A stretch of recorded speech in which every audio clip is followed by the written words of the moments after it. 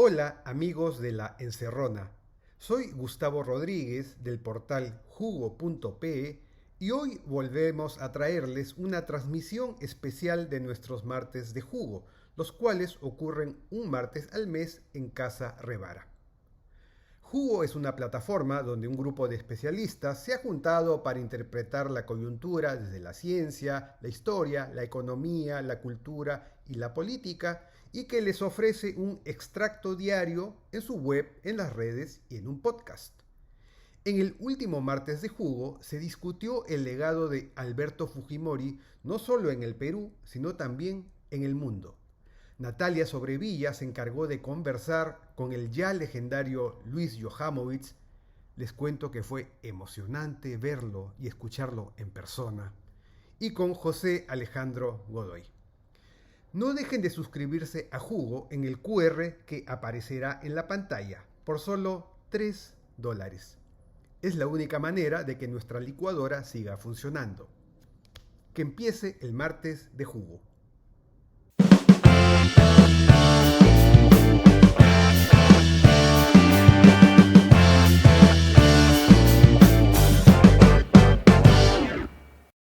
Buenas noches con todas y todos. Es un gran placer estar de nuevo con ustedes aquí en la Casa Revara.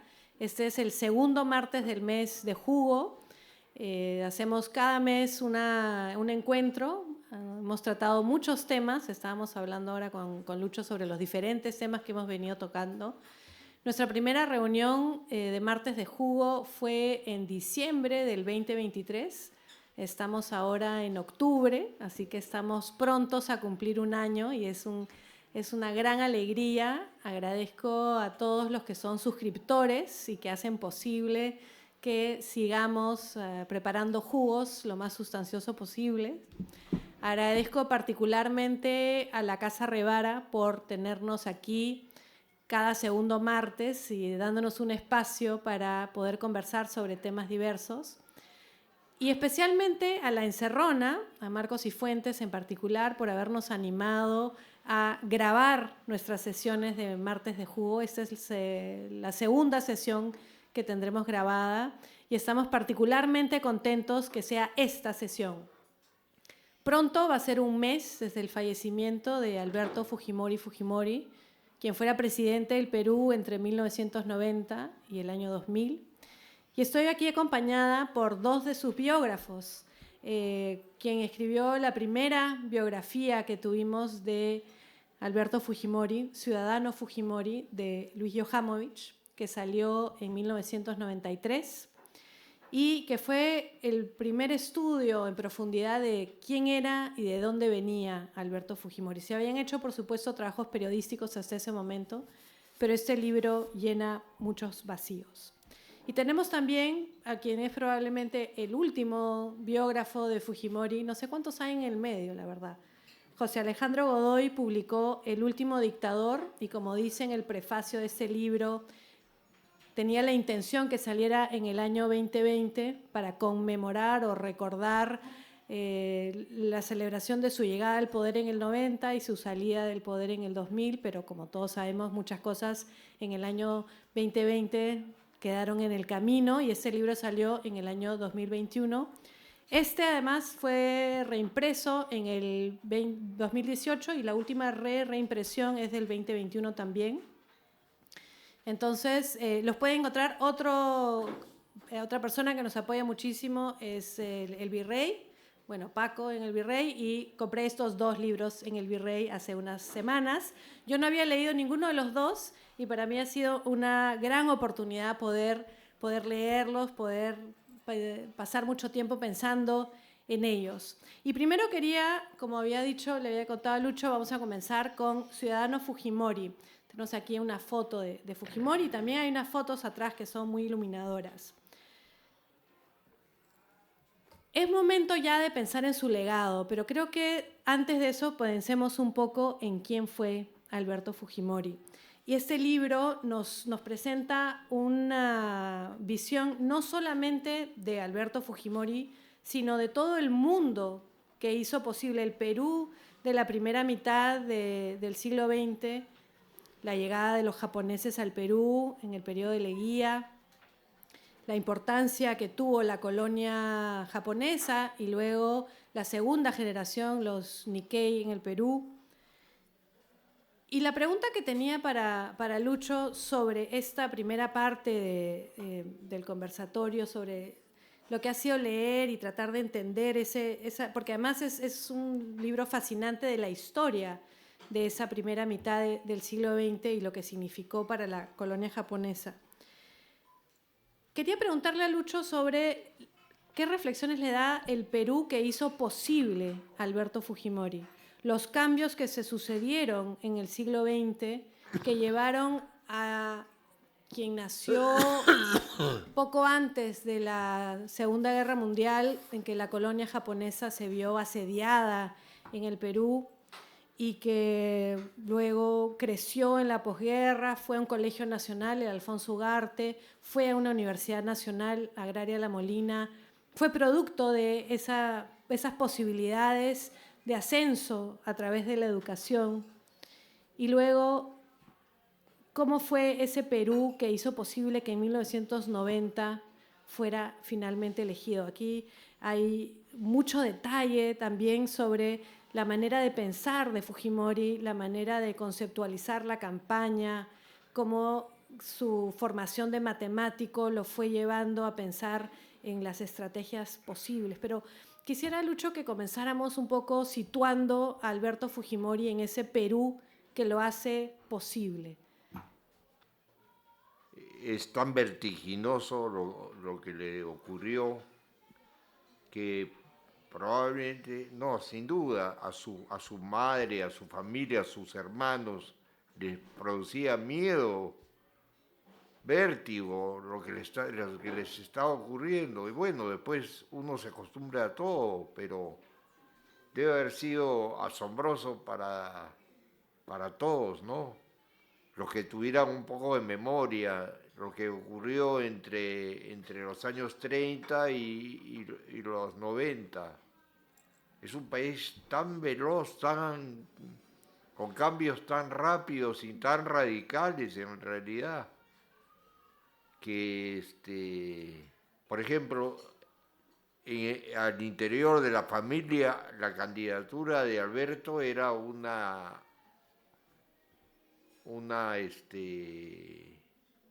herejía, una locura auténtica. Pero así somos. Es un país que cambia a una velocidad vertiginosa, tanto que produce contrastes casi intratables después. Sí, interesante pensar en esos orígenes de la colonia Nikkei, japonesa, y luego los Nikkei, que es la generación nacida en el Perú, uno de ellos, y cómo hay esas asociaciones, esa cuestión de vivir dentro de la comunidad japonesa. Y por lo que muestras en el libro, Alberto Fujimori no estaba tan interesado en pertenecer a ese mundo Nikkei o Nisei, y estaba mucho más interesado en, inicialmente, su formación de matemático, tuvo ciertas ambiciones académicas por lo que muestras, y luego entrar a la política en la Universidad Agraria. Un poco a quienes pensamos en el Perú hoy, el Perú del 2024, es ya muy lejano pensar en el Perú anterior a la reforma agraria, pero cuando él llega a la Universidad Agraria está en ese momento de cambio, en ese momento donde parece que muchas cosas son posibles. Quizás algo de eso fue lo que lo llevó a imaginar la posibilidad, o que se le fueron abriendo los horizontes una vez que se desplomó la economía, la política en los años 80. ¿Cómo ves eso? Yo creo que tuvo que cambiar, ir reorientando su vida. A todo el que navega en el Perú, o sea, el que vive en el Perú, los planes son muy conjeturales, ¿no? O sea, siempre hay que rehacerlos, reimaginarse. Tú dices, que la reforma agraria nos resulta lejana. Algunos. ¿Ah? Algunos. Todo nos resulta lejano, todo es tan rápido y han ocurrido tantas cosas que por donde volteemos, no sé quién decía, un civilista creo que decía, el Perú se salvará bajo el polvo de una biblioteca. Así que sí, es entonces un hombre del momento de cambio, ¿no? Ese es el que vemos aquí, y como les digo, a quienes no han leído aún ese libro, de verdad que lo recomiendo muchísimo. Ciudadano Fujimori nos presenta un mundo que claro, también es ese momento bisagra, ¿no? La llegada de Alberto Fujimori al poder en el año 90. Eso sí lo recuerdo, no pude votar en esas elecciones por 15 días, un poco chica. ¿Por qué? Porque no cerraron en la inscripción para la gente nacida en agosto. Por 15 días no pude votar. Sí, fue una gran pena, pero recuerdo esas elecciones, yo era universitaria, estaba en mi primer año de universidad, y fue tan sorpresivo todo, era casi lúdico, casi una broma, que debía ser Watakusi o Fujimori, se veían como al mismo nivel de imposible. Pero cambió muchísimas cosas, y ahí quiero voltear ahora a José Alejandro para que nos cuente un poco sobre esta biografía, El último dictador, vida y gobierno de Alberto Fujimori. Y claro, esto es un trabajo enciclopédico, donde José Alejandro nos ha dado casi que año por año todas las diferentes cosas que fueron pasando durante esa década entre el 90 y el 2000.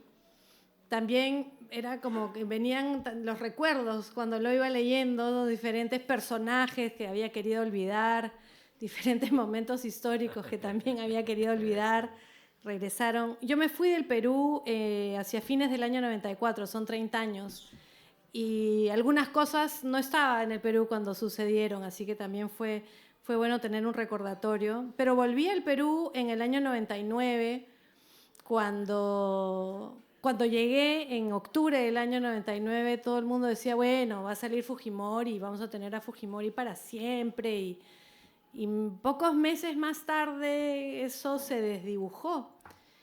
Y quería preguntarte, José Alejandro, ¿cómo, cuando tú pensaste en esta biografía y pensaste en toda esta década, nos vas mostrando las luces y las sombras, sobre todo muchas sombras, pero también algunas de las cosas que motivaron los cambios y la transformación del Perú? Si tú piensas en esta década de Fujimori y en este libro en que nos lo presentas, ¿cuál crees tú que es las principales cosas que rescatas tú como los rasgos que definen esta década de Fujimori, del 90 al 2000? Bueno, hay varias cosas. Una primera es una que me quedó de la experiencia de leer el libro de Lucho, que es el misterio. Fujimori es un hombre absolutamente misterioso, y creo que Lucho lo resume bien, sobre todo en el prólogo de Ciudadano Fujimori. Esa complicación de biografiar a un personaje que se te escapa, porque siempre, y Fujimori fue siempre alguien que escapa, y creo que eso lo aprende mucho del padre o de la familia, ¿no? En un entorno, ustedes bien lo han descrito, sumamente difícil, de los años 30, 40, con mucha xenofobia contra los japoneses, en donde el papá genera la primera mentira de la historia de Alberto Fujimori, que es la fecha de nacimiento, ¿no? Él nació el 28 de julio y nació el 26. El Koseki japonés lo comprueba. Entonces, y a partir de ahí, uno se da cuenta, bueno, este personaje es un enigma. Y fue un enigma incluso hasta la hora, literalmente la hora de su muerte, ¿no? Porque no sabemos exactamente a qué hora falleció. Entonces, hay aquí una primera impresión respecto al personaje. Me parece a mí un gran misterio y parte del libro era tratar de desentrañar todo lo que podíamos de ese misterio. Y es un misterio doble, porque ahí viene la segunda característica, porque es un gobierno muy dentro de las sombras, en donde mucho de lo que pasa no es algo que es visible ante la opinión pública, sino que más bien lo vamos a ir viendo tras bambalinas, ¿no? O sea, ocurre el golpe el 5 de abril del 92 y sorprende a casi toda la ciudadanía. Pero cuando uno ya va leyendo o investigando y se van dando cuenta, oye, acá hubo un plan verde. Oye, acá hubo una intención de Montesinos, principal asesor de Fujimori, de desde el inicio copar el sistema de justicia, copar las Fuerzas Armadas, ¿no? Y una vocación de Fujimori de voy a sobrevivir tumbándome la democracia peruana, ¿no? Y luego ya en otros momentos vamos viendo un poco esos misterios y esas sombras que vemos detrás y que creo que tiene su punto cúspide en el tema de los Vladivideos que finalmente vemos a Montesinos actuando y operando, sobre todo entre el año 98 y el año 2000, que es lo que conocemos de biblioteca del personaje, ¿no?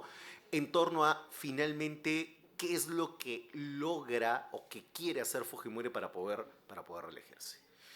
Y una tercera característica que, claro, no es propia de todo, digamos, solamente el gobierno Fujimori, ¿no? Si uno ve el libro de Alfonso Quirós, Historia de la corrupción en el Perú, tenemos varios grandes hitos de corrupción en la historia peruana, ¿no? ¿Qué pasa con las riquezas del guano? ¿Qué pasa con algunos gobiernos en específico? Alan García, por ejemplo, Odría, por ejemplo, Leguía, por ejemplo, ¿no? Y Leguía, dicho sea de paso, muy comparado con Fujimori en varios otros libros que han aparecido.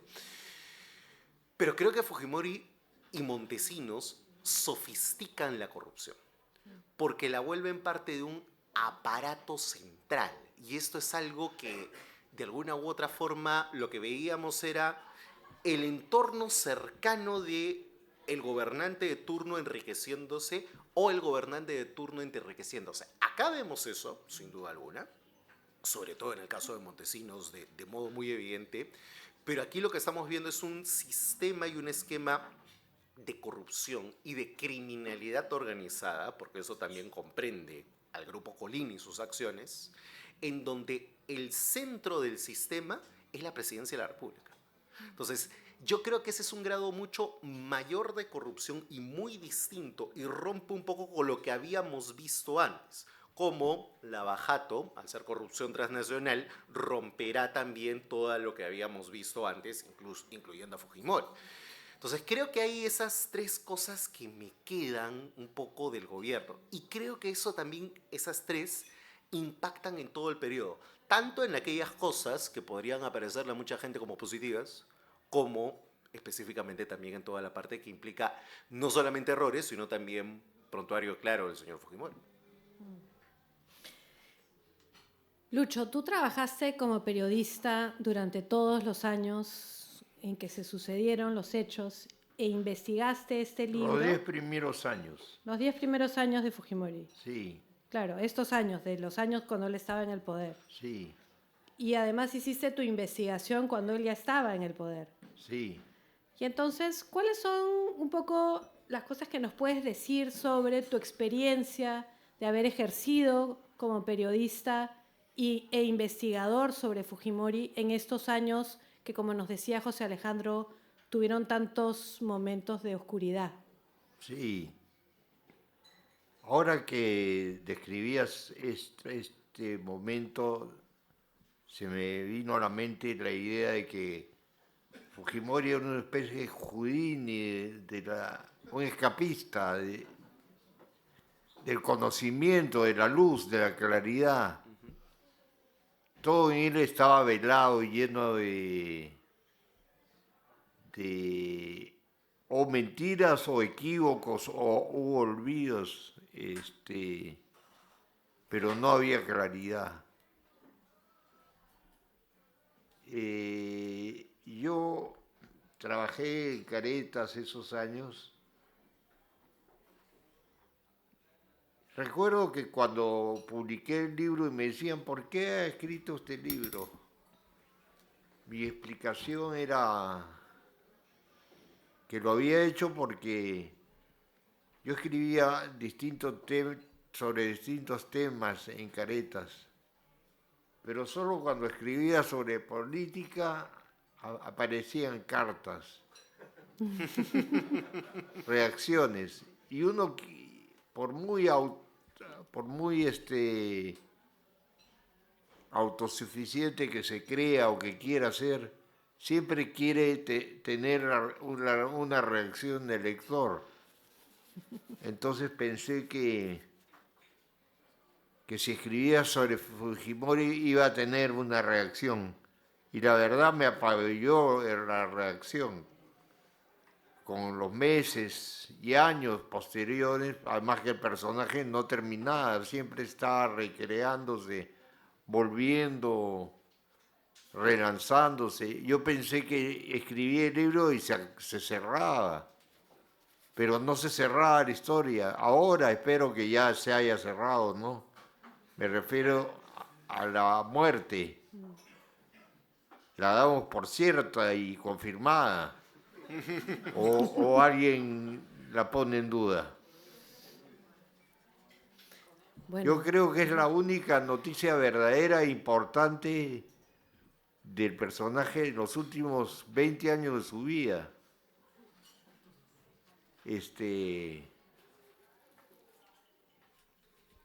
Por supuesto nos llena de dudas el futuro, nadie lo puede predecir.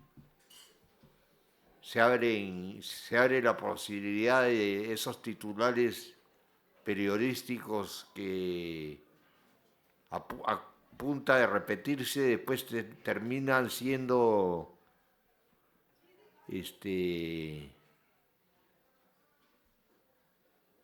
grandes errores históricos, ¿no? Cosas como ¿habrá Fujimorismo sin Fujimori o si el gobierno de Salvador Allende es una segunda Cuba? Es decir, esos titulares fáciles que hacen los periodistas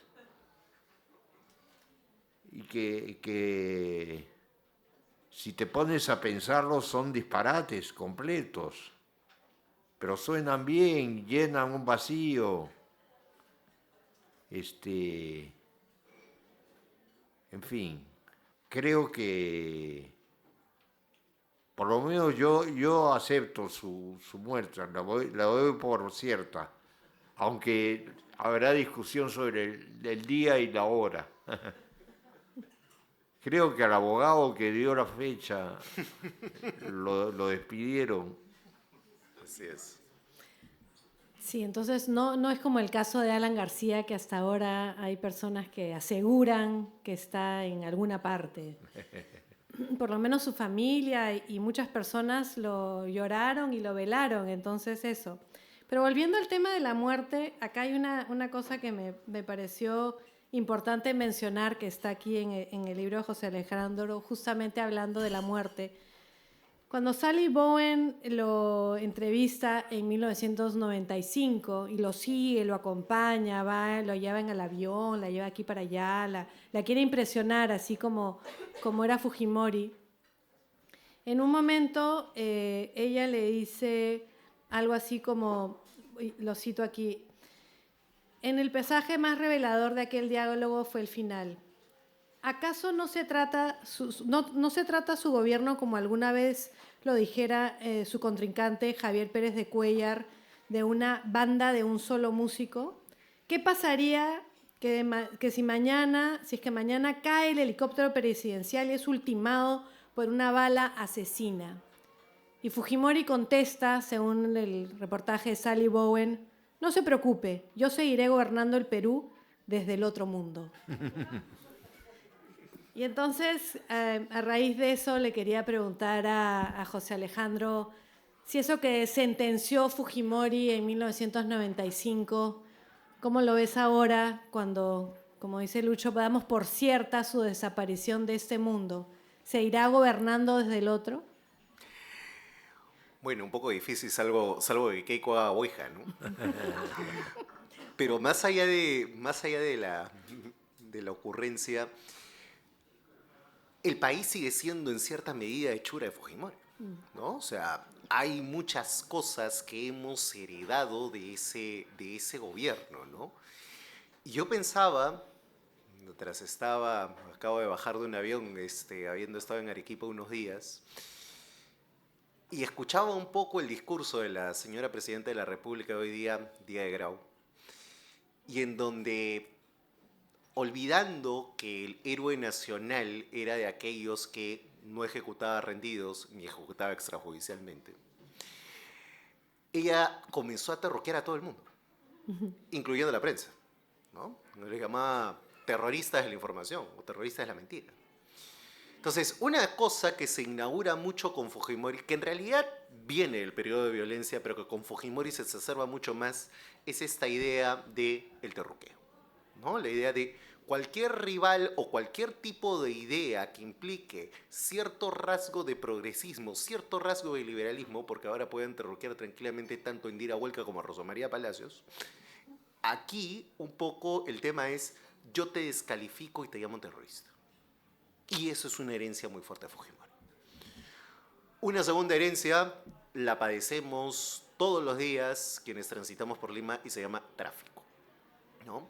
La liberalización del transporte público, que fue en buena parte también una respuesta parche para tratar de darle a los empleados públicos que salían en el año 91 un tipo de cuestión social para poder aplacar ciertos ingresos que se habían ido recortando en el tiempo, ¿no? Termina con un desorden generalizado que hasta el día de hoy, después de alcaldes, Ministerio de Transporte, etcétera, etcétera, etcétera, que han tratado de mejorar en algo el transporte público en Lima, no lo hemos podido conseguir. Y las consecuencias las estamos viviendo ahora. Una tercera cuestión de un país fujimorista es esta idea de desconozco al rival y lo convierto en mi enemigo.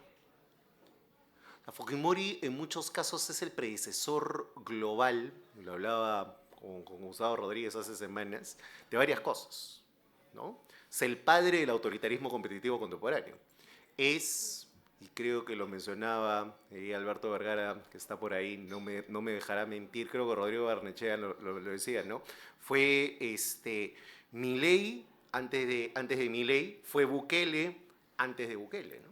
O sea, es un personaje que es un predecesor de la mano dura en materia de seguridad, de un liberalismo económico sin frenos, y es también el predecesor, yo diría, también de este populismo de derecha que hoy día lo tenemos en prácticamente todo el mundo, ¿no? Si uno ve a Marine Le Pen, si uno ve a Donald Trump, si uno ve a Víctor Orbán, solamente por mencionar 3 ejemplos, tiene mucho de Fujimori, ¿no? Y de hecho, y ahí ya cuando vuelvo a tu pregunta de ¿gobernará desde el otro mundo?, finalmente nos deja, como muestra de su desprecio, básicamente a su hija, ¿no?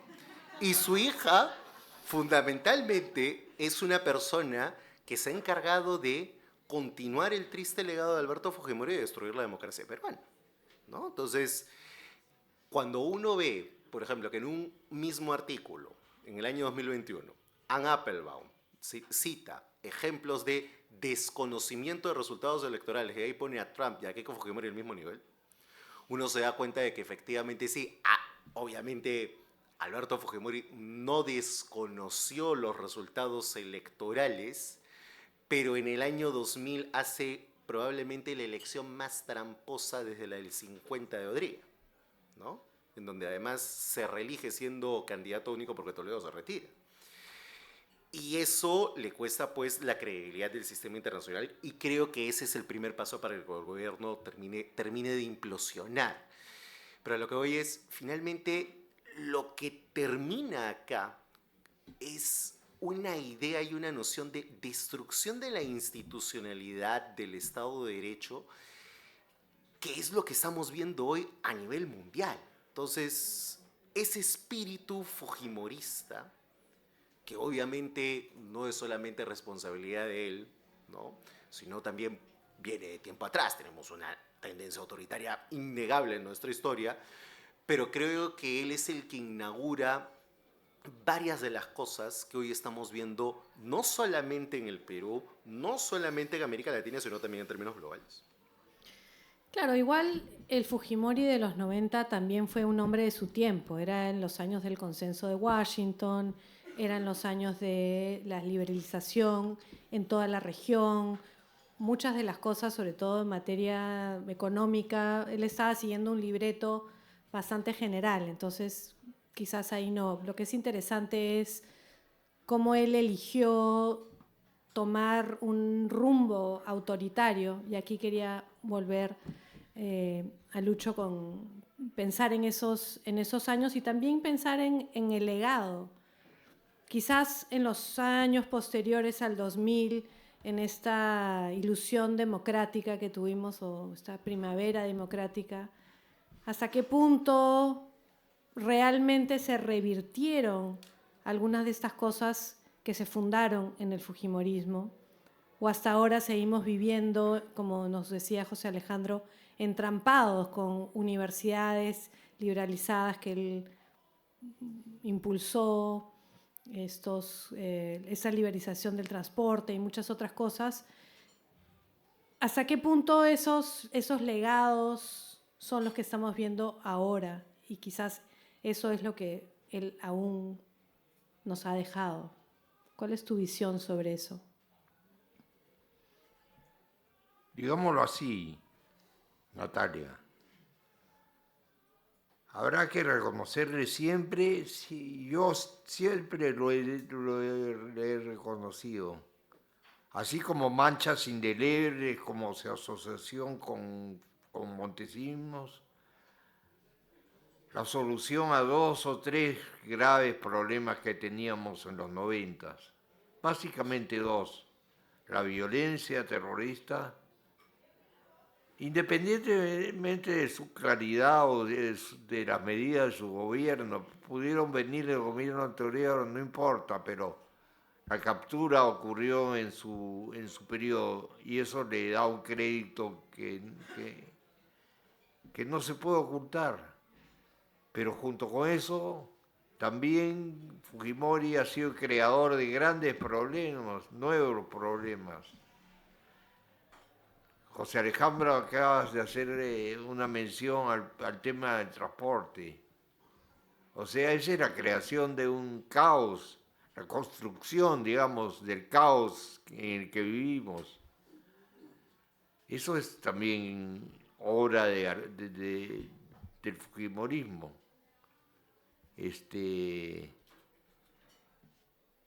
En cuanto a autoritarismo, efectivamente es una historia muy tupida y larga hacia atrás. Creo además que estamos en un segundo desborde, llamémoslo así, desborde. Vivimos de desborde en desborde. Ahora estamos en el fujimorismo nos deja como herencia un segundo desborde.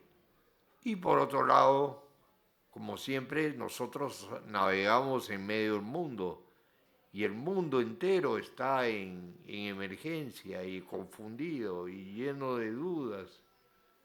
¿Por qué no lo íbamos a tener nosotros? Recuerdo también, muchas gracias Lucho con eso, los años 90 también fueron años de ilusión.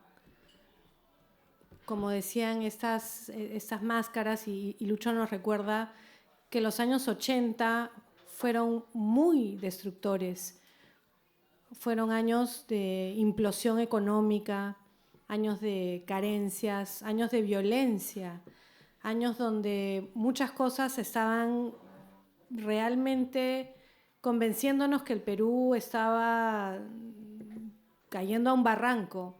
Y recuerdo particularmente haber estado fuera del Perú por bastantes meses en el año 93 y regresar a inicios del año 94 y volver a otra ciudad con otro ánimo, con otra sensación, con la idea de que ahora sí podíamos salir adelante y surgir. A mí me parece que una de las cosas más terribles en esos diferentes velos que nos presentó Fujimori fue esta ilusión que realmente estábamos en un camino de mejora. Y es interesante porque a fines del año 94, y José Alejandro lo muestra con detalle, con la crisis en México, la llamada crisis del tequila, hay un primer tambaleo, se sigue adelante. En el 96, la crisis brasilera, otro tambaleo. Y a través de ese momento, esa obsesión de Fujimori de que solamente él podía ser el único músico en esta orquesta, esta vocación. Pero tampoco podemos olvidar que en el año 95, a pesar de que no sabemos hasta qué punto se cometió algún nivel de fraude o no, porque hay algunas evidencias, me parece que fue en Huánuco, en algunas partes donde aparecieron actas. Supuestamente le ganó 60% contra 20 y tantos % a Pérez de Cuéllar en el año 95. Entonces, tampoco podemos olvidar que Fujimori significó una promesa y que además en un país que había sufrido tanto en toda la década anterior, los años 90, por lo menos por un momento, nos presentaron una idea que podíamos salir adelante y que poco a poco esta idea se fue desdibujando.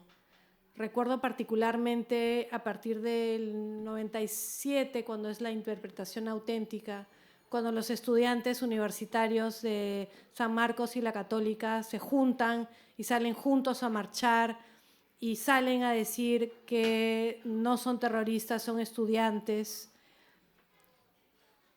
A mí me parece que ese momento, porque otra cosa que aparece en el libro, José Alejandro, es que Fujimori decidió que iba a ir para un tercer mandato en el mismo año 95, ¿no? Y que ya luego todo fue construir este deseo de mantenerse en el poder. Mientras que, así como los hermanos no habían querido que se presente en el año 90, en el año incluso 95 ya le estaban diciendo que por qué no dejaba la presidencia y volvía con toda fuerza en el año 2000, que hubiera significado quizás una variación.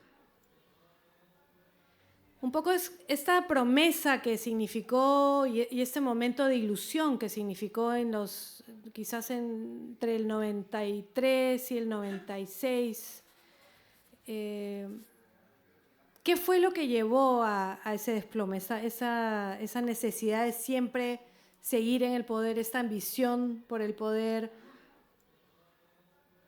¿Qué fue lo que no le permitió a Fujimori ver que quizás hubiera podido tener un legado completamente diferente si no tomaba esas decisiones?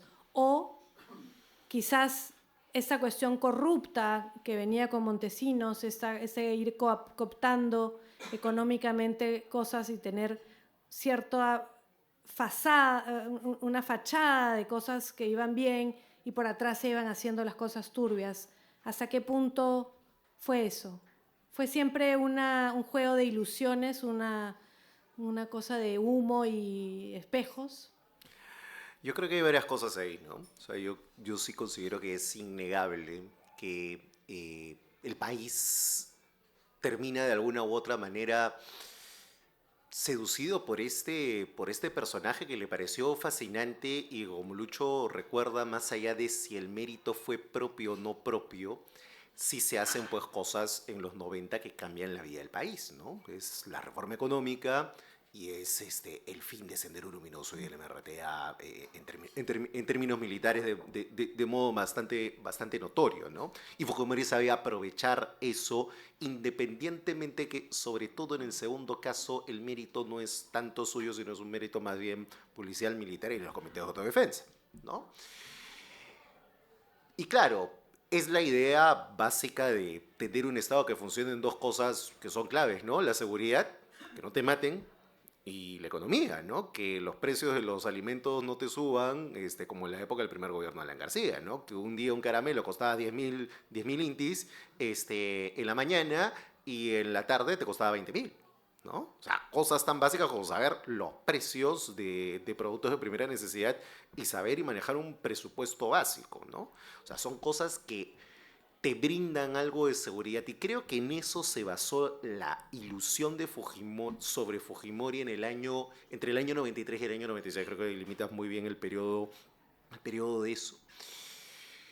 Pero creo que Fujimori es alguien que el poder lo seduce. Y creo que hay muy buenos pasajes en el libro de Lucho que se constatan, ¿no? Es la idea de Fujimori cuando tiene el poder como rector de la Universidad Agraria. Da ya algunas luces de lo que va a ser el personaje, ¿no? Alguien que gobierna muy populistamente, que rompe sus alianzas iniciales, ¿no? Para llegar al poder ya del lado de los maestros, de los profesores de la agraria más cercanos, pues al grupo de los albaneses, ¿no? Porque para quienes no están, digamos, para quienes son menores de 40, en el Perú la izquierda estaba tan atomizada que habían fans del gobierno de Albania, que en ese momento era un gobierno que había roto con la Unión Soviética, que no tenía nada que ver con China, ¿no? Era un modelo aparte. Entonces había fans de ese gobierno en particular y varios de ellos de profesores de la agraria. Entonces Fujimori llega con ellos y luego rompe con ellos. Entonces, muy parecido a 1990, ¿no? Llega con el voto de la PRI y de la izquierda y a los pocos meses está haciendo el shock, ¿no? Entonces, y esta fascinación de gobierno autoritario, ¿no? Y de mucho regalo, de mucho populismo y en donde él se convierte en la figura central en todos los cierres de año, en donde él reparte canastas, reparte artefactos a los trabajadores de la universidad, trata de llevarse bien con los alumnos para que no le hagan huelgas, es decir, él está pensando en esos términos de sobrevivencia y es alguien a quien le seduce mucho el poder. Entonces yo creo que una primera idea es efectivamente, claro, a partir del año 95 él está absolutamente convencido, yo me puedo quedar todo el tiempo que quiera. Y esa ilusión le llega a él por la idea de que el país ha votado por mí, me ha dado 64% de aprobación, le he ganado a Mario Vargas Llosa, le he ganado a Javier Pérez de Cuéllar, estamos hablando de dos de los peruanos más ilustres del siglo XX, ¿no? Y allí yo creo que Fujimori dice, tengo esa primera vocación de poder, pero creo que eso no lo explica todo. Hay un hecho fundamental en el año 95 que es la ley de amnistía. Y hoy día sabemos que esa ley de amnistía no era solamente una ley de amnistía a los miembros del Grupo Colina y de pasada a varios de estos militares por los cuales hoy Fernando Rospigliosi aboga, ¿no? Y en ese momento, dicho sea de paso, paréntesis, Fernando Rospigliosi escribía en contra de la ley de amnistía en Caretas. Hacer un poco de memoria también sobre el personaje, ¿no? Y la ley de amnistía era también una ley que en el fondo era sobre él. Porque cuando él dice que no se investigue los hechos entre el 80 y el 95 vinculados a la lucha contra subversiva, era sobre él. Y yo creo que parte también de esta búsqueda de quedarse más tiempo del debido es la idea de, si yo me voy a ir preso. Si yo me voy a terminar en una prisión. Por eso es que termina huyendo de la manera tan ignominiosa como la hace en medio de una cumbre de APEC. Se va a la tierra de sus ancestros, renuncia por fax, acoge la ciudadanía japonesa, ¿no? Y luego, 5 años después, en el año 2005, para que vean un poco cómo el personaje nos siguió acompañando hasta el final de sus días, el señor decide volver a Sudamérica en la loca idea y en la loca ilusión, en parte creada por él y en parte también generada por todo el entorno de galleros que tenía, de que él iba a llegar a Chile, no iba a pasar absolutamente nada con sus procesos y que él llegaba a Arica y un grupo de peruanos atravesando la línea de la Concordia lo iba a llevar en hombros y en andas hasta Palacio de Gobierno. Que esa era la ilusión que tenía el señor. Cargado a traer los campos minados. Exactamente, ¿no? Y allí Fujimori comete probablemente uno de los peores errores de su vida, ¿no? Porque todos sabemos que llega a Chile, llega en un momento en el cual Michelle Bachelet es la favorita para ser candidata, la presidenta de Chile, y de hecho gana las elecciones en ese momento. Y cuando Pinochet ya es un apestado político, porque ya no solamente conocíamos que era un asesino, sino también que conocíamos que era un ladrón, ¿no? Entonces ya en ese momento la derecha chilena podía tomar decisiones con prescindencia de Pinochet. Y encima, para mala suerte de Fujimori, Pinochet se muere en pleno proceso de extradición, con lo cual la justicia chilena puede tomar decisiones sin que eso tenga algún tipo de efecto sobre Pinochet. Y el señor termina preso, 16 años. Entonces, y claro, esta vocación de poder, combinada con esta idea de la hija de si yo tengo mi núcleo duro de 10%, estoy en segunda vuelta de todas maneras en el 2026, generó este fantasma, creo que Marcos Cifuentes lo ha explicado bien, de la candidatura al 2026, cuando la propia familia Fujimori sabía que el señor estaba con cuenta regresiva en términos vitales, ¿no? Entonces, hay esta vocación de poder y esta vocación de sentirse mucho más. Y hay esta idea de eterna huida hacia adelante del personaje. Porque Fujimori siempre trata de ir un paso más adelante. Durante un buen tiempo lo resulta. Pero creo que llega un momento en donde ya no le sale nada. Y creo que la constatación final es precisamente esa decisión del 2005, porque es la decisión que finalmente le termina costando la cárcel. Y que termina siendo además, y eso es otra de las cosas en las cuales el señor deja un legado para la historia, pero esta vez sí positivo, por primera vez un país sudamericano logra procesar y sentenciar bajo reglas de debido proceso a un dictador civil, ¿no? O sea, ya Argentina había hecho historia con los juicios a las juntas, ¿no? Que luego los indultan en el 90 y luego los vuelven a meter presos a partir del año 2003. Pero el caso de Fujimori es un caso excepcional porque no es un dictador militar el que va a la cárcel, es un presidente elegido por las urnas. La ambición desmedida que lo lleva a quererse reelegir y la ambición desmedida de querer volver es un poco lo que nos cuenta José Alejandro. Él se pudo haber quedado en Japón y de ahí difícilmente lo íbamos a lograr extraditar. El Perú creo lo intentó por unos cuantos años. Conocemos a alguien que estuvo en el equipo que intentó extraditar a Fujimori, pero no logró. Esa ambición de volver, de llegar en andas en el año 2005, terminó en este juicio histórico que fue entre el 2007 y el 2009, un juicio, como nos recuerda José Alejandro, ejemplar. Muchas personas en la región lo rescatan, lo recuerdan. Esta ley de amnistía que dio Fujimori en el año 95 también fue un precedente legal cuando finalmente se derrumbó, y por el caso Barrios Altos, me parece que fue la Corte Interamericana que finalmente que terminó con esa amnistía, y eso también tuvo repercusiones en otros procesos regionales en la Argentina. Por ejemplo, el caso Barrios Altos fue muy importante para terminar con esa amnistía contra los militares que Menem había indultado.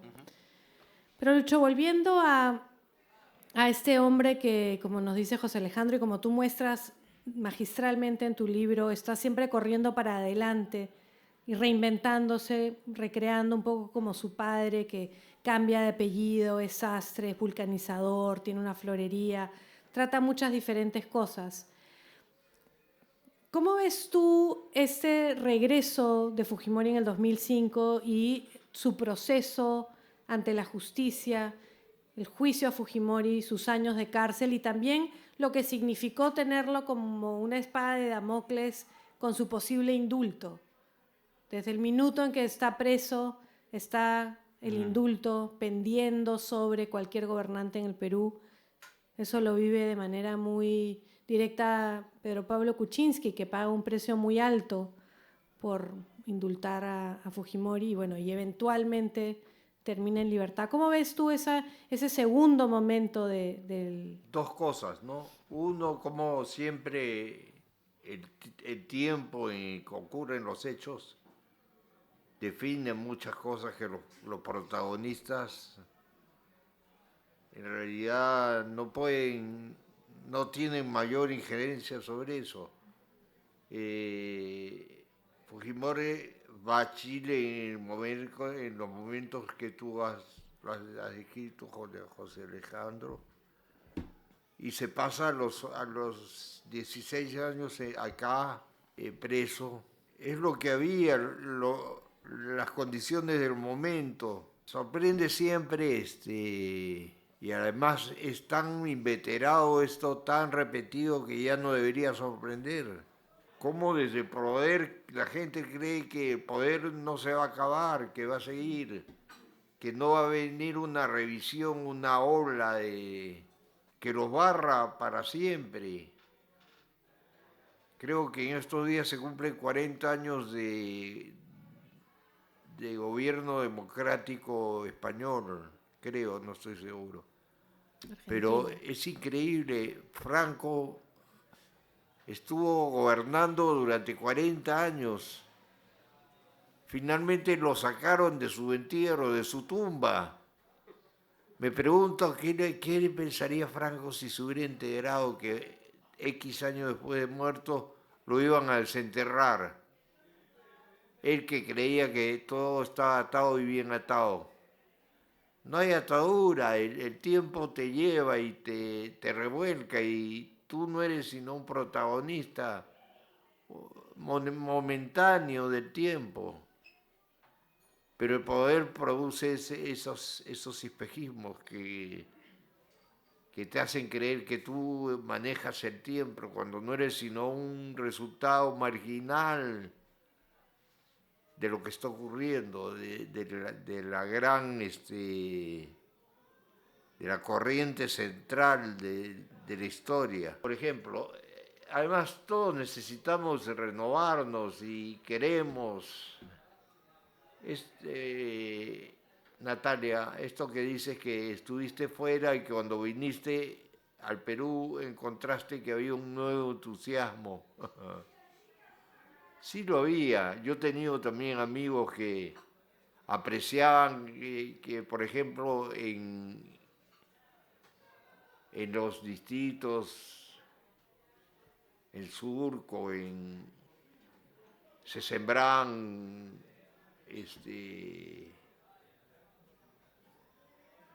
flores en el centro de la pista, ¿cómo se dice? En la verna, geranios. Y se quedaban asombrados, mira, hay geranios en Lima. Porque cuando se fueron era un terral. Pero cosas tan insignificantes no hacen diferencias pues duraderas.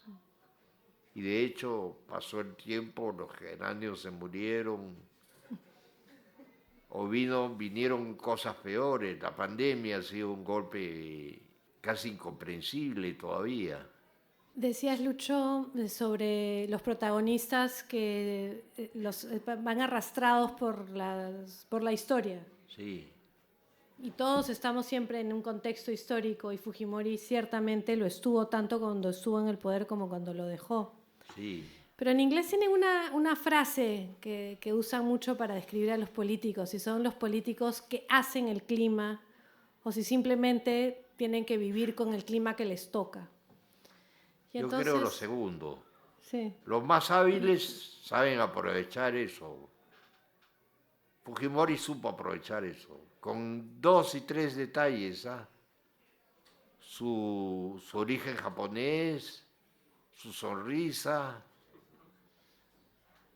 Fujimori era un espejo vacío en el que nosotros veíamos lo que él quería, lo que nosotros queríamos ver.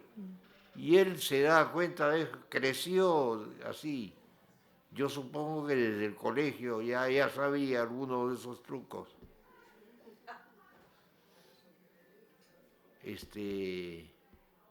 Entonces proyectamos en ese espejo nos proyectamos todos. Y él nos dio lo que queríamos. Por supuesto eran imágenes falsas, una tras otra. falsas entre comillas, ¿no? Pero eran imágenes verdaderas históricamente, es decir, si era lo que la gente quería, entonces algo de verdad había ahí, o de necesidad más que de verdad quizá. Entonces coinciden muchas cosas. Los malos tiempos son atroces, ¿no? Son malos tiempos, pero tienen sus ventajas. Por ejemplo, pueden aclarar varias cosas. ¿Quién traiciona a quién? Con todos estos zigzags que se han producido, tú acabas de hablar de Rospigliosi. Ahí se van viendo, se van decantando quién es quién. Van cayendo las caras, los falsos rostros. Porque la historia va aclarando a quién es quién. Yo creo que estamos ahora, no sé, en realidad, no quiero hacer el vaticinio, pero que estamos en medio de otro de esos remolinos de confusión en donde los malos tiempos van a tener la ventaja de aclararnos no solo quién es quién, sino qué es lo que hay que hacer. Por ejemplo, en la atrocidad del senderismo, dejó en claro que nos demoró demasiado tiempo comprenderlo, pero dejó en claro qué cosa era lo que había que hacer. Lo mismo la crisis económica, toda la confusión hoy día de estos años, ¿no? Va a dejar en claro qué es lo que hay que hacer para los próximos, no sé, la próxima década. Hoy parecemos existir en un marasmo en que Chibolín es lo más importante que nos está ocurriendo, pero eso va a tener que irse aclarando y de un capirotazo, de un manazo, todo eso va a desaparecer. ¿Te das cuenta? Y entonces, ¿cómo lo ves, José Alejandro? ¿Cuál es el legado que podemos esperar? Que nos dice Lucho que estos tiempos convulsos nos darán claridad. ¿Cómo lo ves tú? Es bien complicado mencionarlo ahora porque lo que tenemos es una época en la cual hay mucho cansancio y mucho agotamiento, ¿no? Y me recuerda, no porque yo lo recuerde, porque era muy niño en ese momento, pero sí ya la experiencia del escritor ayuda, al 88-89. A esa idea de un país en donde la gente se va, en donde hay mucha desesperanza y en donde la protesta social, que era muy fuerte en el año 87-88 frente al desastre del primer gobierno de Alan García, en el 89 comienza a bajar sustancialmente y en el 90 no existe. Y claro, hay un poco el horizonte de la siguiente elección, y pongo entre paréntesis, y no digo contundentemente 2026, porque a esta altura, dadas las circunstancias, podría ser que la elección no sea el 2026, sino antes, ¿no? De repente. O quieran hacer que no sea el 26. También hay que contemplar esa posibilidad, ¿no? Entonces, pero una vez que ese momento se produzca, creo que ese va a ser el gran desembalse, porque no va a ser un desembalse de manifestación social, sino más bien de protesta a través del voto y en donde probablemente el país se pueda inventar nuevamente un personaje de la nada, como se lo inventó varias veces, ¿no? Nos inventamos uno tras del otro. Exacto. Van surgiendo de nosotros. Y a veces de personajes que están en el propio elenco, ¿no? O sea, cuando la República Aristocrática se está muriendo y todo el mundo se está dando cuenta que se está muriendo, retorna Leguía y la gente que podía votar en ese momento, voto censitario, dicho sea de paso, no podían votar las mujeres, no podían votar los analfabetos, no podían votar la mayoría de la población nacional, reinventan a Leguía como este va a ser el modernizador del país. En el año 31, el que le da el golpe a Leguía y el joven líder aprista, Haya de la Torre, se convierten pues, en los personajes inventados por el país para reconstruirlo. Ya sabemos cómo acabó esa historia también. Y en su momento, el país confió en que Velasco y sus reformas lo iban a hacer. En el 80 repusieron a Belaúnde. En el 85 se eligió un joven de 35 años llamado Alan García para que sea nuevamente presidente. En el 2000 y en el 2001 nos inventamos a Toledo como personaje, ¿no? Entonces, hay esta idea de la reinvención permanente. Creo que Lucho lo has dicho muy bien. Y en esa idea de la reinversión permanente nos puede tocar desde Antauro hasta un personaje tipo Bernardo Arévalo, el actual presidente de Guatemala, ¿no? Es decir, alguien que sea súper institucional, súper mesurado, etcétera, ¿no? O sea, los dados están en este momento para que salga cualquier cosa, ¿no? Y en donde además todos estos personajes que hoy día están dando vueltas por la política nacional cambian de bando, ¿no? O sea, una de las noticias del día, ¿no? Héctor Becerril, fujimorista toda raya, ahora está con Acuña.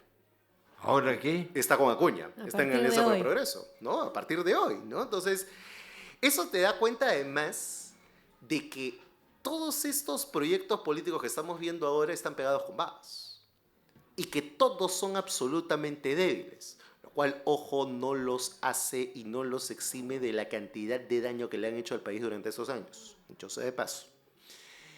Entonces, en ese momento final de la elección es donde creo que nos vamos un poco a ver cómo es que estos tiempos aciagos que hemos estado viviendo se decantan. Y obviamente un actor fundamental va a ser el Fujimorismo. Y ahí yo creo que Keiko Fujimori lo que va a buscar es exprimir hasta la náusea el recuerdo del padre, ¿no? Si ustedes, el día de la misa de cuerpo presente de Fujimori, teníamos a Carlos Raffo poniendo una suerte de versión solemne del ritmo del chino, entonces prepárense para lo que va a venir en la campaña, porque va a ser la hagiografía, el santón Fujimori elevado a los altares por parte de su hija, hasta donde lo puede exprimir. Y creo que eso es un poco lo que ella tiene pensado como estrategia, es me encarno en mi padre para ver si con eso puedo llegar, ahora sí, al cuarto intento a ser presidente.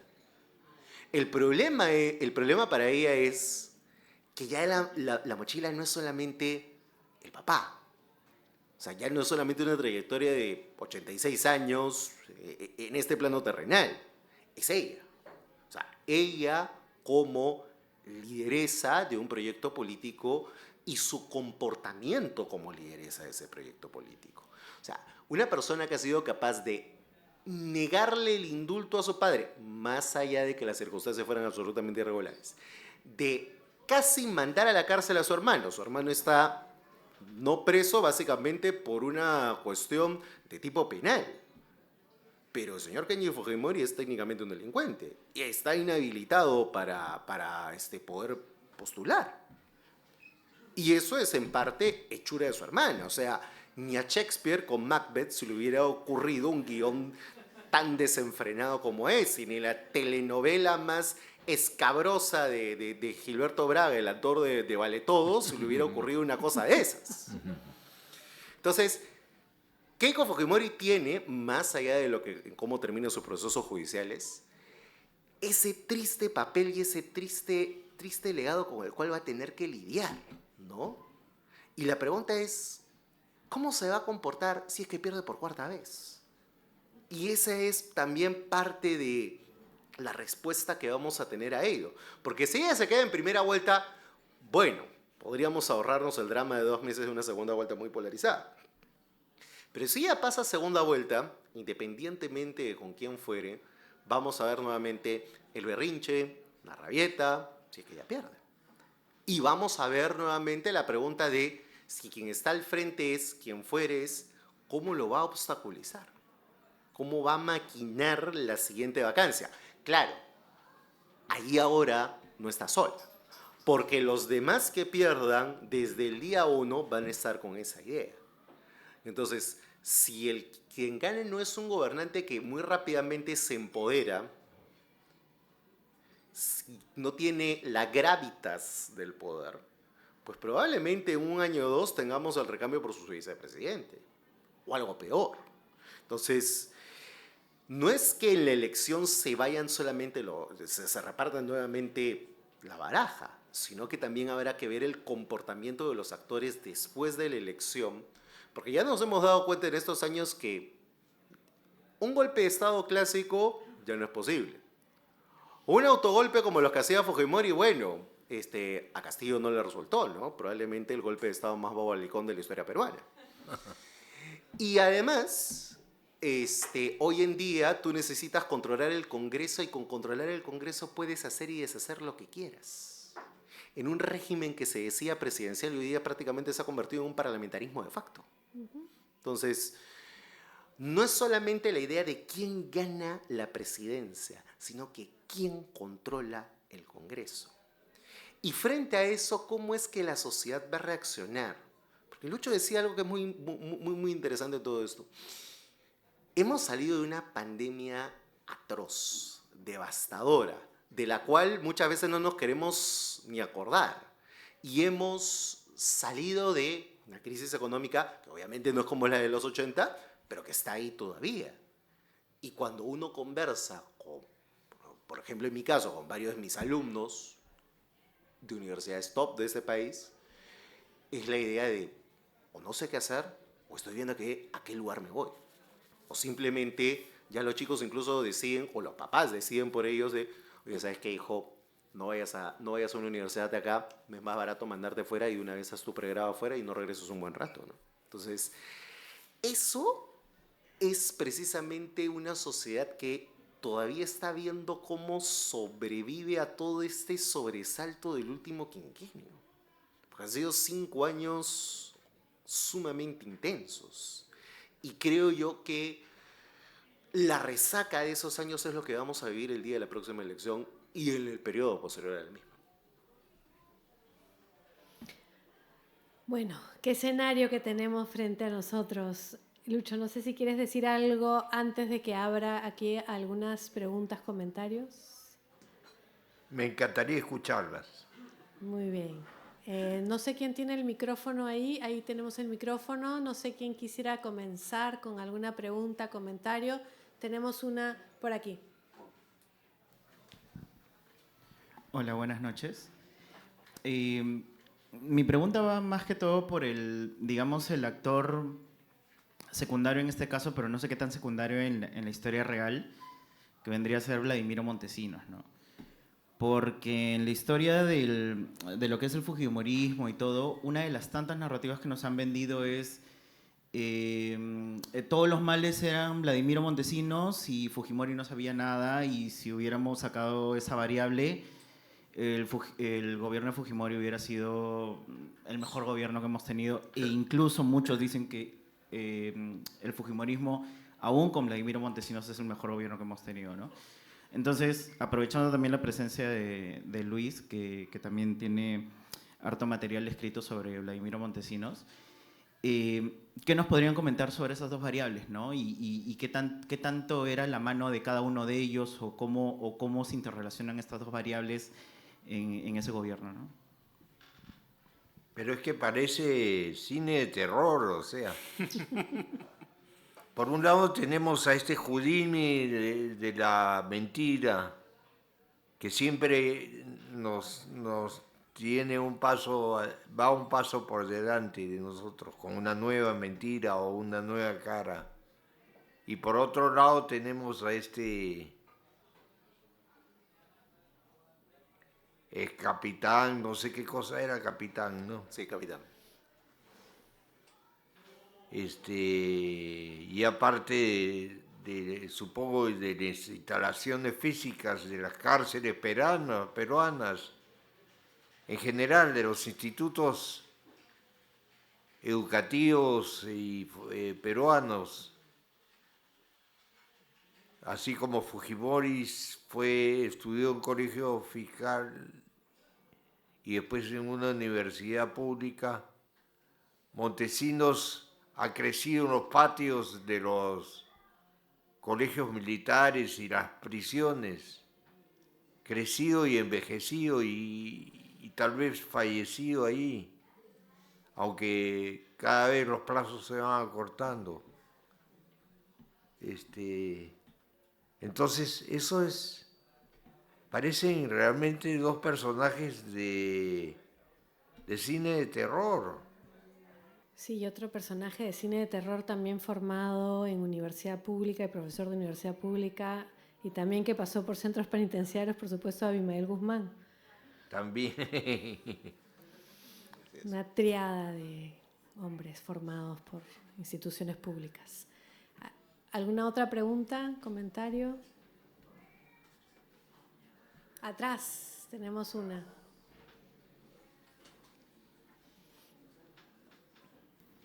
Yo tengo una pregunta, una duda. ¿Cómo ven ustedes, o sea, el final Fujimori y Montesinos caen porque aparecen estos videos, ¿no? Los Vladivideos. Yo me acuerdo en esa época que yo era universitario y queríamos que caiga Fujimori y de verdad que no veíamos cómo iba a caer y viene y se da esta situación que digamos es casi un milagro, ¿no?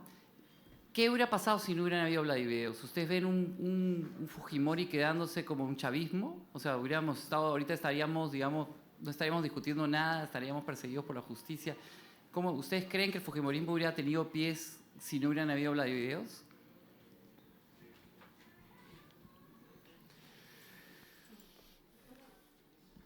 ¿Quién se anima? A ver, creo que es una...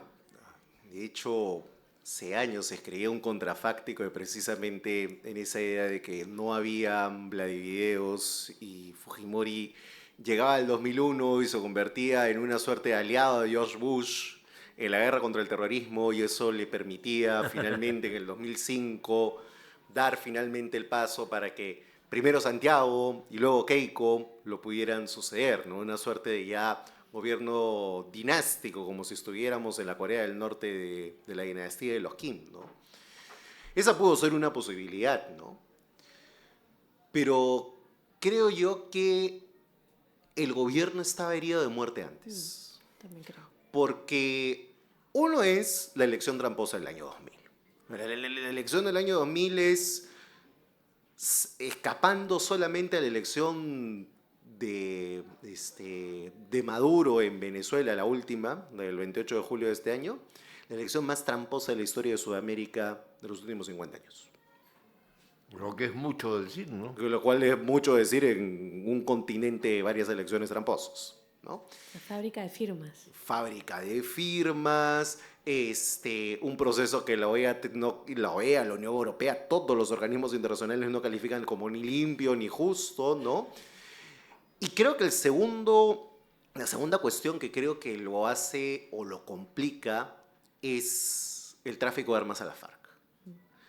Porque en ese momento los Estados Unidos le dicen a Fujimori que el tiempo de Montesinos se acabó. Porque en esta idea de Montesinos, a la que se olvidé en la pregunta anterior, no hay que olvidar que aparte de ser militar, aparte de reptar en la cárcel, aparte de moverse entre los pasillos del sistema de justicia, otra institución pública, hecho sea de paso, Montesinos mora como espía. O sea, todos sabemos que Montesinos durante muchos años fue hombre fuerte de la CIA en el Perú. Y en varios momentos, y Lucho lo cuenta bien en su libro sobre Montesinos, Montesinos quiere también ser espía primero soviético y luego antes de que aparezca el primer Vladivideo, está conversando con la KGB ya en tiempos de Putin, ¿no? O sea, ya está hablando con los organismos de inteligencia rusos como para, bueno, una vez que los estadounidenses le están dando la espalda por el tráfico de armas a la FARC, ver en qué le puede servir a Putin en ese momento. Entonces, claro, probablemente hubiera sido un gobierno que hubiera querido sobrevivir jugando pues con el eje Rusia-China de por medio. Pero creo que en ese momento en particular, en el año 2000, cuando Rusia todavía no había regresado al poder que tiene ahora, cuando China todavía era una potencia que recién estaba emergiendo, creo que justamente esos dos eventos generan que al final, cuando aparece el primer video, es Hiroshima. Y ahí, simple y llanamente, se liquida el gobierno porque lo que vienen después son 70 días básicamente de agonía. Porque ese cuerpo que Carlos Iván de Gregori describe como una suerte de célula con dos piezas, que son Fujimori y Montesinos, y ahí es claramente que son inseparables, cuando se separan, se acabó el gobierno. Y creo que todo lo que ya venía de antes estaba impulsando precisamente a ese final. Y claro, cuando en ese momento Estados Unidos, que tiene mucho más poder que tiene ahora, le dice, se acabó Montesinos, creo que ahí la cuenta regresiva para el gobierno era más o menos obvia. Muy bien, estamos ya abusando del tiempo de todos ustedes y sobre todo de nuestros estupendos invitados. Ha sido para nosotros una gran oportunidad de pensar, de conversar sobre esto. Quería agradecerles a todos y todas por estar aquí y no sé si hay una última cosa, Lucho, que quisieras decir para cerrar y con eso terminamos. Nada, yo solo quisiera decir que algo que no es consolador para nadie, pero declarar mi confusión, mi perplejidad ante lo que nos ocurre. Sé que no está bien decirlo porque debería de proponer soluciones o al menos fingir claridades. Pero es un momento tan complejo. Ahora, todos los días amanece y la gente se levanta. Y hay en el fondo somos indestructibles. ¿Te das cuenta? O sea, ya no deberíamos existir si nos toman en cuenta día por día lo que hemos hecho, lo que hemos heredado, lo que hemos empeorado. Ya debería esto cerrarse y no se cierra y no se va a cerrar. Es un país que es muy antiguo, viene atrás y tiene futuro. No sabemos cuál, pero tiene. Entonces nos quedamos con eso. No sabemos cuál, pero tiene futuro. Si han disfrutado de esta velada y a quienes nos están viendo en el video, no olviden de suscribirse a Jugo para que podamos seguir teniendo conversaciones como esta. Muchas gracias.